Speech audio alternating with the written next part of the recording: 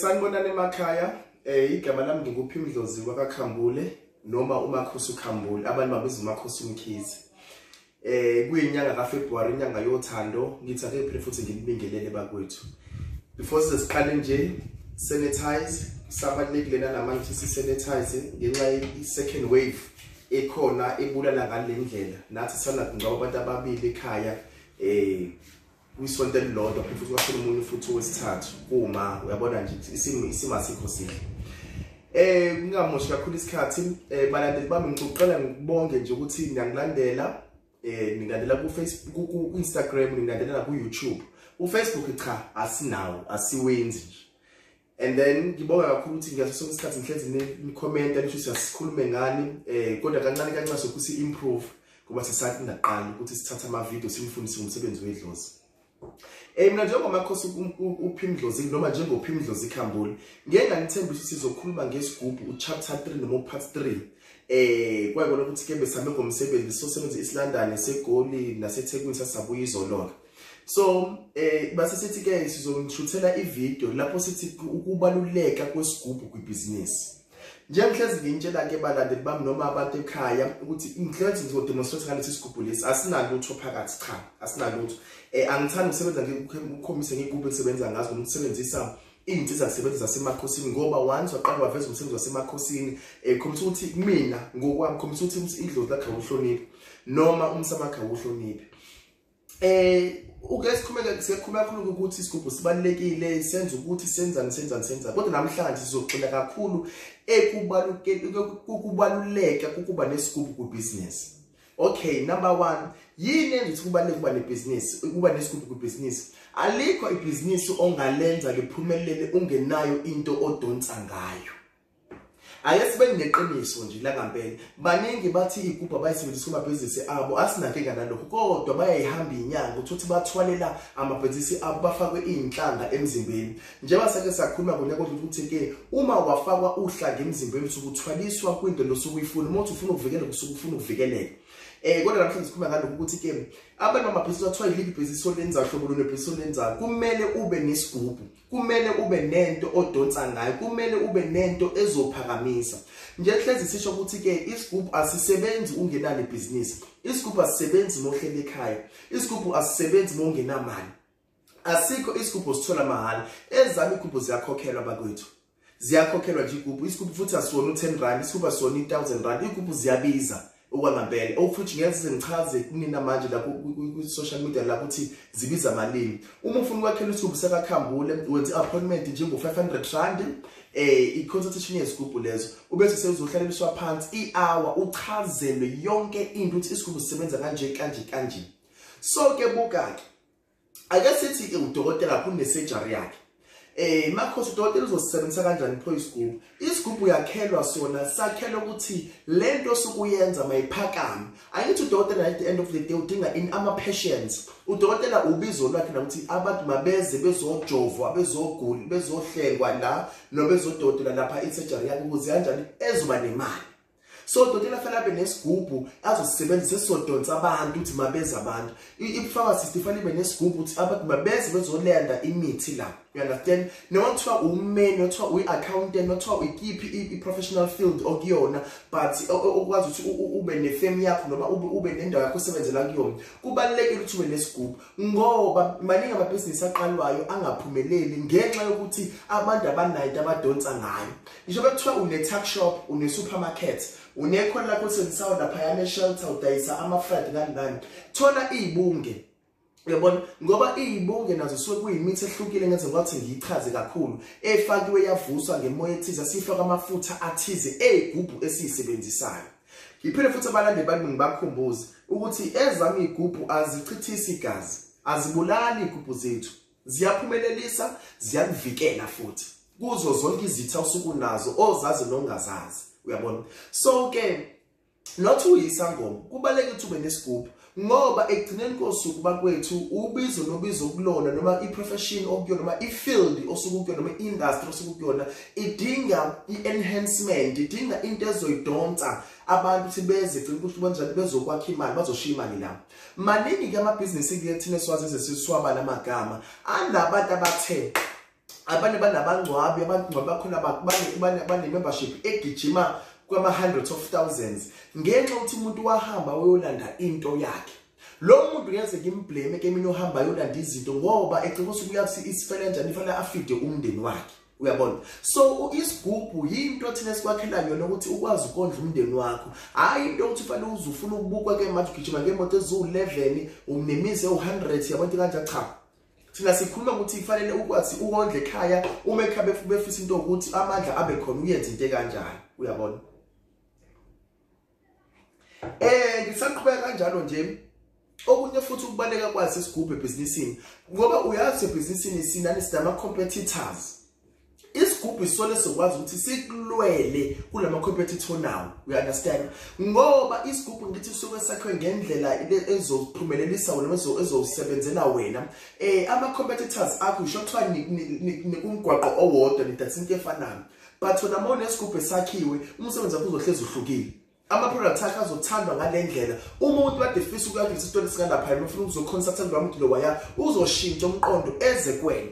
Ngenxa ukuthi ilesi sigubhu lesilamandla lamadoda afakwe la aphila kuwena azobe donsa labo bantu labothi mabeze. Futhi thina ke asifuna ukwakha izigubhu ezizoba letha abantu abangenayo imali. Cha, angingezi into ongenayo imali. Isigubhu sakho sidonsa abantu abanemali kuphela. You understand? So akuze umuntu ozoshiya imali egcineni kosuku.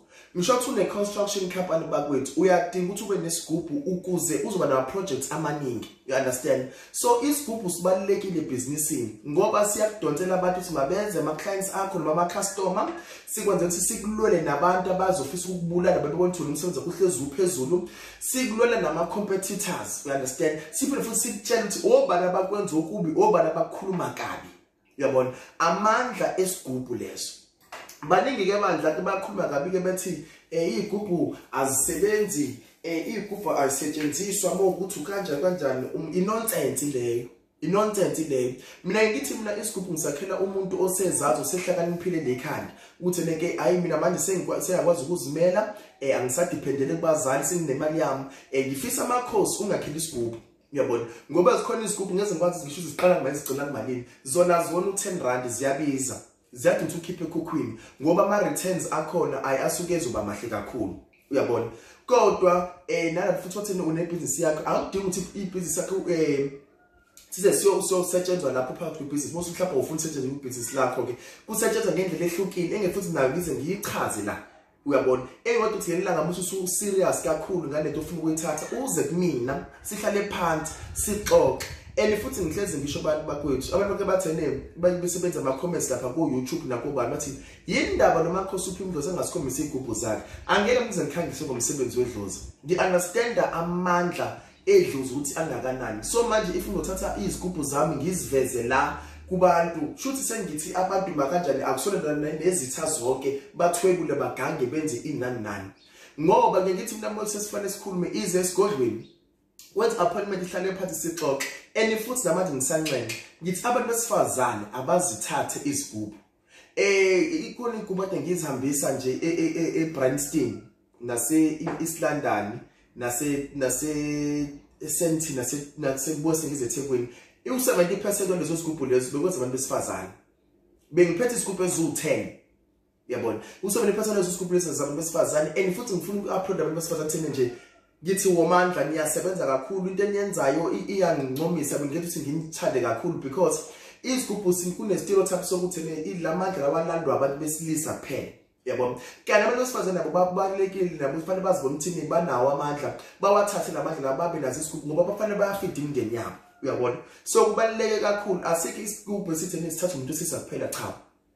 Ezakhiwa kakhambula izigubhu zithathwe noma ubani uphila hlobo lempilo osinandaba nalokho uluphu uhlanga usiphi ithwani isilisa noma isifazane akusho lutho lapho na ukodwa iminyaka yakho maybe iminyaka ewu21 kuyaphezulu ngeze ngwakhela isigubhu mina uneminyaka ewu-16 safunda isikole uzobuya uthathaphi imali.